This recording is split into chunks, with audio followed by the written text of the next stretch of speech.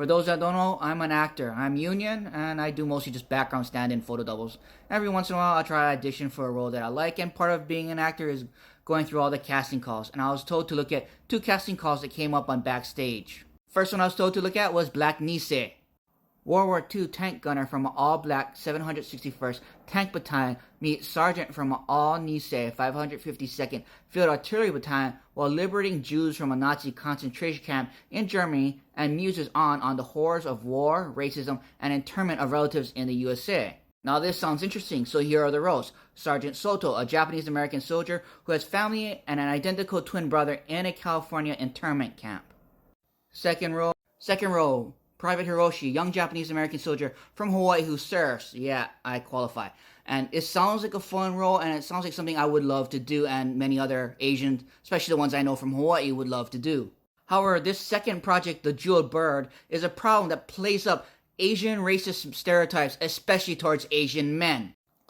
A film set in 1911, a young Chinese woman is sold by her father to pay off his gambling debt. She travels to America in the hopes of finding the American dream, but instead is on the auction block and sold into slavery.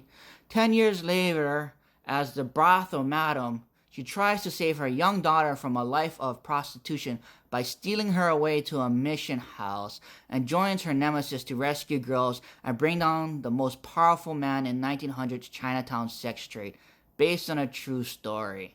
Yeah, right.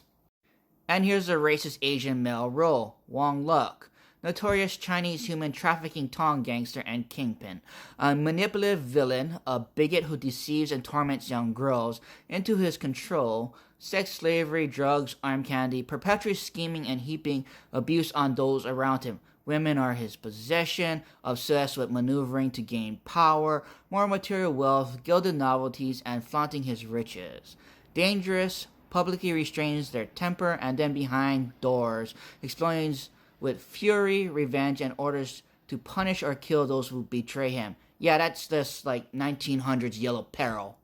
And here's the lead Asian woman's role, Anna Wu, an immigrant Chinese worker tricked into coming to America and leaving behind her 2-year-old daughter after being sold by her father to pay his gambling debt. Instead of working at a restaurant, she finds herself forced into a web of sex slavery.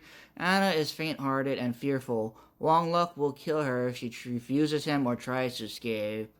Eventually, she becomes a new madam of his establishment. When Anna develops a friendship with a local mission worker, her confidence blooms into bold freedom fighter determined to take Wong Luk down. And here's the daughter's role, Ling Su, an Asian woman with an unwarranted sense of loyalty to Wong Luk that stems from being an abused, an oppressed woman, miserable, tormented by demons of her past, erratic behavior, quietly devious. Ling Su wholeheartedly accepts and buys into the life she is living now as Wong Luk's possession. She spies and reports back to Wong Luk and help keep the girls under lock, overtly sensitive and determined to please her master. And here's the white savior role, Dolly Cameron. I don't want to read this shit.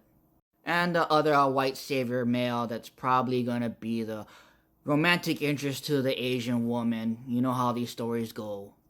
It's amazing that this project got greenlit, but then again, this also sounds like one of those Christian white savior movies that are absolutely horrible. It would be amazing that no Asian actor auditions for these roles so this movie never gets off the ground, but that probably won't happen. Meanwhile, I do want to hear more about this project. The fact that this movie has been greenlit just proves that America's racist. What, I can't jump to conclusions like the rest of Western media?